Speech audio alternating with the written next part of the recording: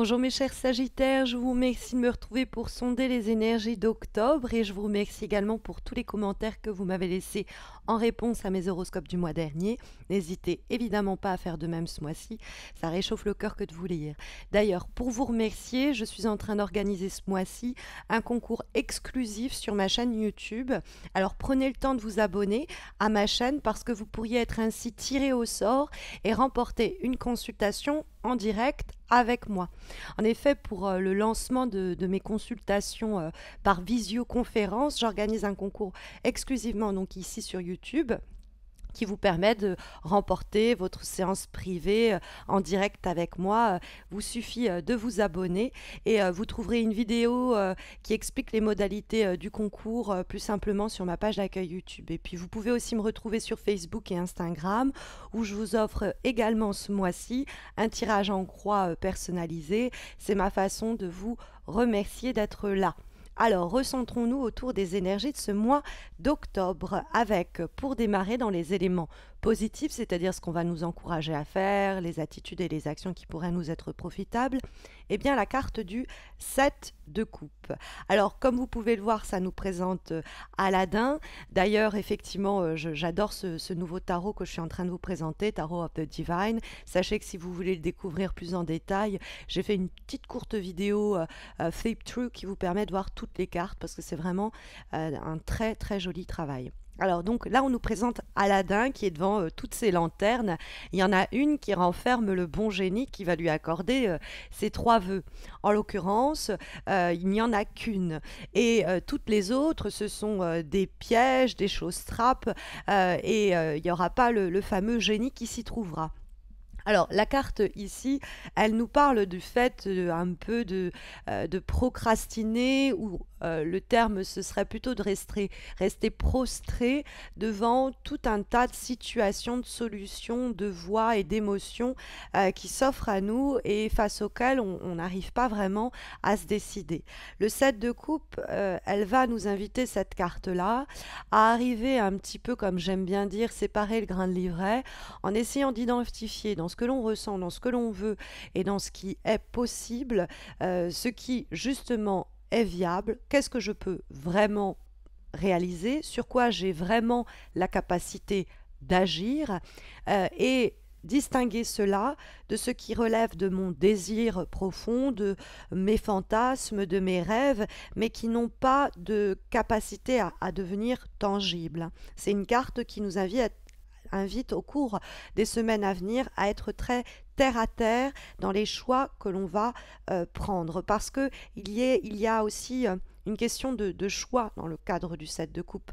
Hein. Aladdin qui est face à toutes ces coupes, tant qu'il enfin en l'occurrence toutes ces lanternes magiques, tant qu'il n'en a pas choisi une, eh bien elle ne peut pas, si vous voulez, se réaliser. Le génie ne peut pas en sortir. Donc il a la possibilité de convoquer ce génie, mais à la condition qu'il fasse le choix de la lanterne. Et en l'occurrence, le 7 de coupe, c'est attention à ne pas vouloir en choisir plusieurs à la fois. Il faut en prendre qu'une. Il n'y en a qu'une qui va payer, entre guillemets.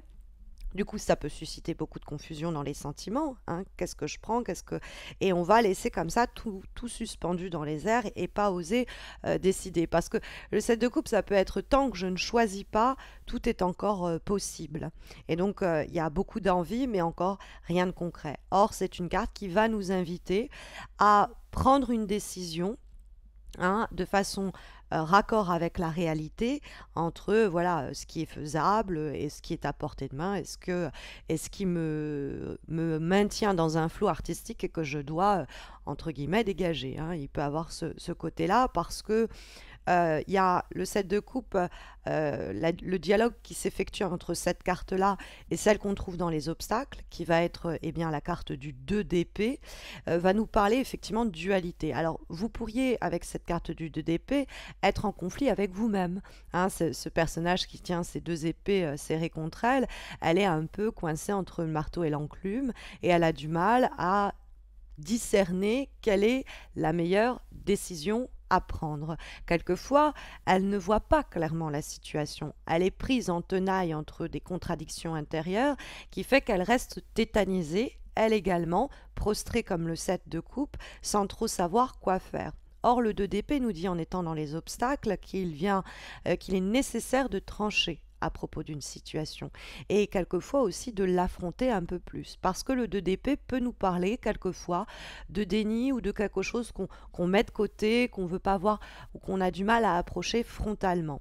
Et donc, ça peut être pour ça qu'il y a une forme de scission interne entre ce qui est et ce que on désire voir de ce qui est. Et donc, il va falloir se mettre raccord avec la réalité et se dire, OK, il y a un problème dans cette situation, il y a un problème dans cette relation, ce n'est plus possible, ce n'est plus viable et va falloir que je me décide, hein, parce que le 2 d'épée, c'est arriver à surmonter au fond ces contradictions. Ça peut être aussi surmonter quelques peurs, hein, ou alors arriver à triompher des peurs ou des contradictions qu'on nous oppose, parce que ça peut être des conflits que le 2 d'épée va indiquer dans le cadre de dialogues et d'échanges difficiles où on essaye éventuellement de ne pas nous dire la réalité, la vérité de la chose. On pourrait être un peu manipulé, on essaye de nous aveugler, de nous induire en erreur, on pourrait mentir par omission, hein, nous conduire à être trompé avec quelqu'un qui ne veut pas exposer ses mensonges. Alors justement, le fait est que on pourrait avoir une situation avec le 7 de coupe où on nous maintient peut-être dans un flou artistique volontairement. Et donc c'est peut-être discerner qu'on essaye de nous mettre toutes ces lanternes sous les yeux, mais il n'y en a qu'une qui est valable, et on essaye un peu de nous embobiner, de d'épée, de ne pas nous laisser voir la situation vraiment telle qu'elle est, et il va avoir une forme de révélation de situation un peu cachée qui pourrait être révélée. C'est ce qu'on trouve en effet avec pour vibration, eh bien, une lame majeure qui est celle de la maison Dieu.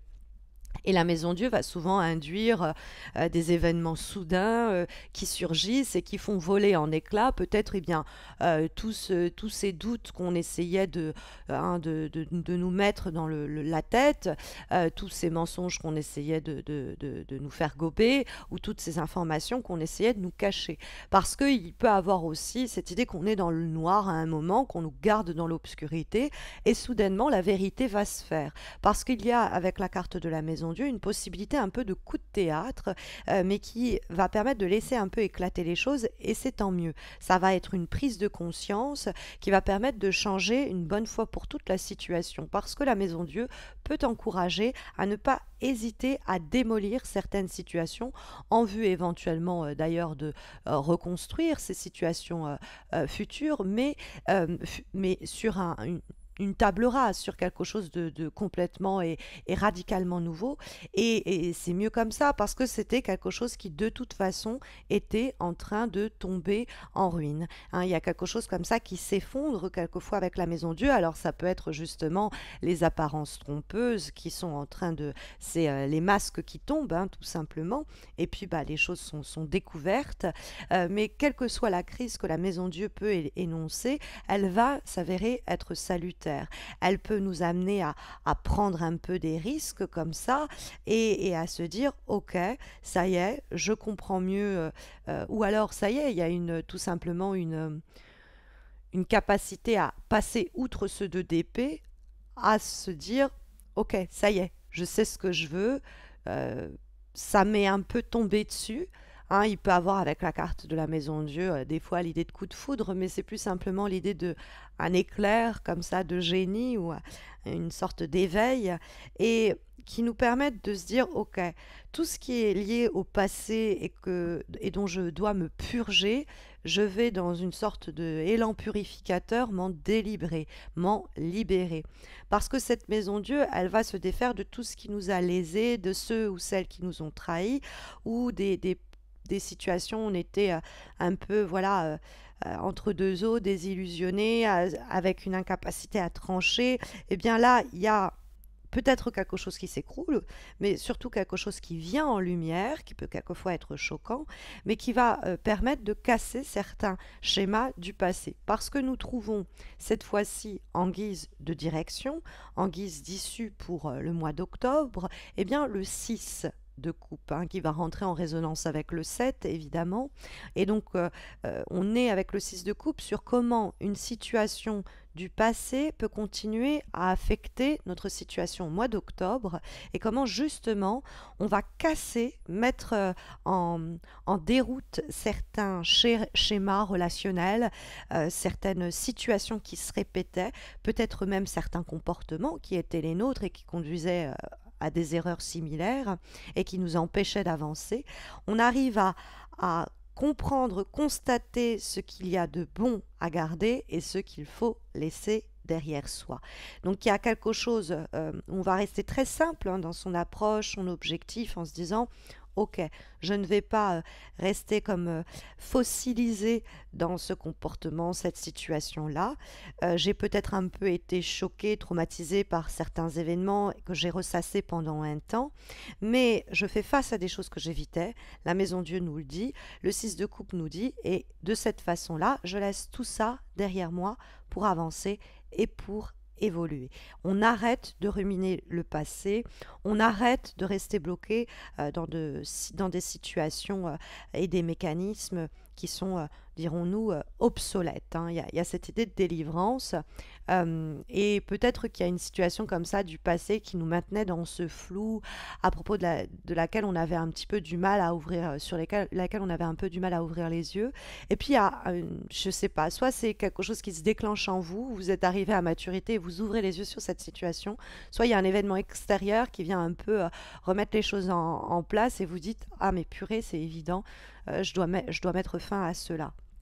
Puisque vous allez avoir en plus comme avant-dernière énergie pour ce mois d'octobre, mes chers Sagittaires, une lame issue d'un oracle que je viens de découvrir et que j'affectionne également tout particulièrement, celui des déesses et femmes légendaires. Et nous avons Nout, qui est une déesse égyptienne originelle hein, à la création du monde. C'est une déesse céleste, c'est elle qui est déesse du ciel, du firmament, elle est mère de tous les astres et elle est à l'origine ici de l'idée de résurrection. Et c'est au fond une carte qui nous signale que pour ce mois d'octobre, vous avez, mes chers Sagittaires, le pouvoir de vous réinventer à un moment qui va vous être presque offert. Hein. Il y a cette idée d'arriver au bout de quelque chose, de surmonter peut-être aussi quelques restrictions que le monde nous avait opposées ou que l'on trouvait encore en nous, et de renaître à soi-même. Nous avons comme dernière énergie, issue cette fois-ci de l'oracle Journey of Love, la carte Shakti. Et Shakti, elle va rentrer en résonance avec le 6 de coupe. Elle nous parle de ne plus être satisfait ou satisfaite d'essayer d'être le bon enfant ou d'avoir peur d'être le mauvais enfant. Il y a cette idée en fait de ne plus faire les choses comme on était supposé jusque-là les faire. C'est vivre sa vie différemment. Passer un point où nos anciens comportements, nos anciennes situations, enfin nos comportements, nos relations, nos situations sont anciennes. En fait, c'est soudainement prendre conscience que les anciennes règles ne marchent plus. Et donc, il y a cette révolution à portée de main que la Maison Dieu également évoquait. Et donc, qui va être purificateur. Hein, n'en ayez crainte, mes chers Sagittaires, vous en serez délivrés, libérés comme un sous neuf. Voilà, en tout cas, les énergies sondées par les lames du tarot et des oracles pour vos prochaines semaines, en espérant que ça sera vous guider au cours du mois d'octobre. Et puis, rappelez-vous que si vous souhaitez remporter une consultation en direct avec moi, il vous suffit de vous abonner à ma chaîne YouTube, mais vous pouvez doubler, voire tripler vos chances de remporter cette consultation avec moi en vous reportant à la vidéo du concours que vous trouverez en suggestion en fin de cette vidéo, mais également plus simplement sur ma page d'accueil YouTube. Et puis, vous savez aussi que vous pouvez remporter un tirage en croix réalisé par mes soins sur une question de votre choix, à la fois sur ma page Instagram, mais également sur ma page Facebook. Donc n'hésitez pas à m'y retrouver. Voilà, c'est ma façon en cette rentrée de vous chouchouter. Je vous souhaite à tous et à toutes de très belles semaines à venir. Je vous dis à très vite, j'espère. Prenez bien soin de vous, mes chers Sagittaires.